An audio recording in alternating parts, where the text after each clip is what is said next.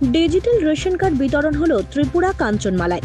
প্রধানমন্ত্রীর এক দেশ এক রেশন কার্ড কার্যক্রমের বাস্তবায়নের লক্ষ্যে এই ডিজিটাল রেশন কার্ডের সূচনা হলো।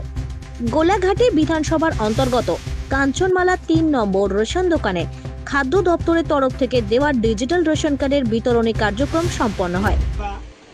সংসদ ৩ নম্বরে উপস্থিত হওয়ার মূলত কারণ হচ্ছে আপনারা জানেন আমাদের প্রধানমন্ত্রী যিনি পরিকল্পনা নিয়েছেন এক দেশ এক রেশন শপ করার জন্য।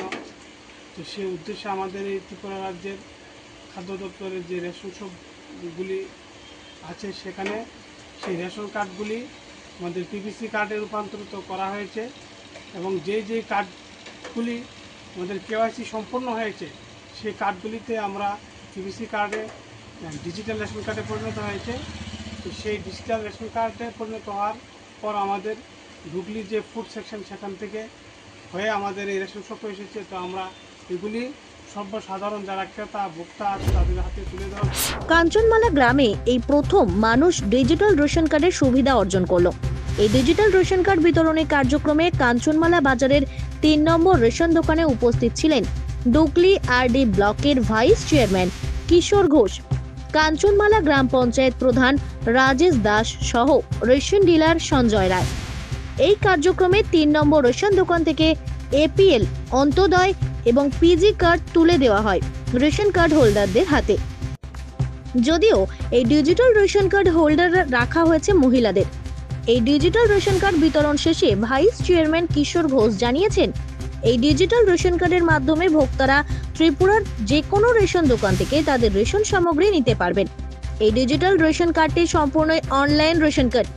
গ্রাহকদের ডিজিটাল রেশন কার্ডের ব্যবস্থা করে দেওয়ার জন্য খাদ্য দপ্তর এবং ত্রিপুরা ও কেন্দ্রীয় সরকার সহ তিনি ত্রিপুরার খাদ্যমন্ত্রী সুশান্ত চৌধুরী সহ মুখ্যমন্ত্রী ডাক্তার মানিক সাহা এবং প্রধানমন্ত্রী নরেন্দ্র মোদীকে ধন্যবাদ জানিয়েছেন।